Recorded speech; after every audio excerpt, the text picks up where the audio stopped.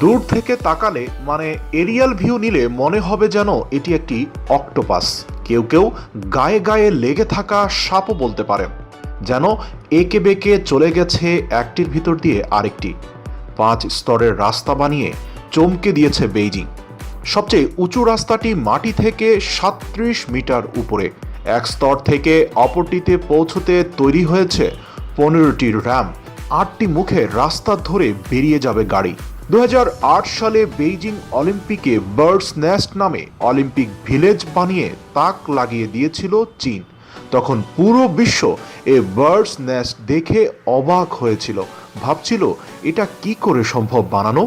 পাখির বাসার মতো দেখতে সেই স্টেডিয়ামের স্থাপত্যে মুগ্ধ হয়েছিল পুরো বিশ্ব। এবার 8 বছরের প্রচেষ্টায় দক্ষিণ পশ্চিমের শহর চংকিংয়ে বানানো হয়েছে আধুনিক স্থাপত্যের বিষয় 5 স্তরের হুয়াংজুয়েন রাস্তাটি। আসলে এই জাতীয় অদ্ভুত স্থাপত্য তো চীনকেই মানায়। তবে তাক লাগাতে এই রাস্তা বানানো হয়েছে এমনটা নয়।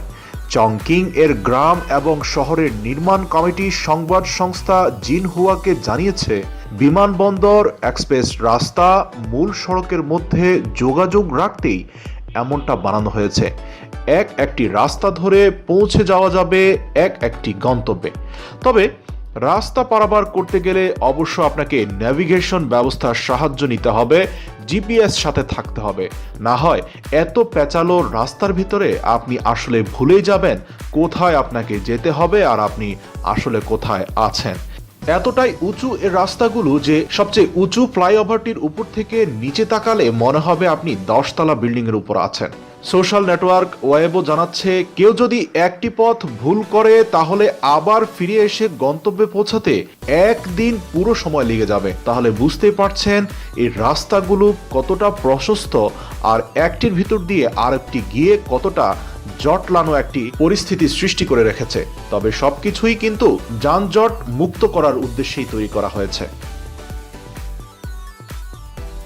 এসকে টিভির সকল আপডেট পেতে এখনই সাবস্ক্রাইব করুন। ধন্যবাদ।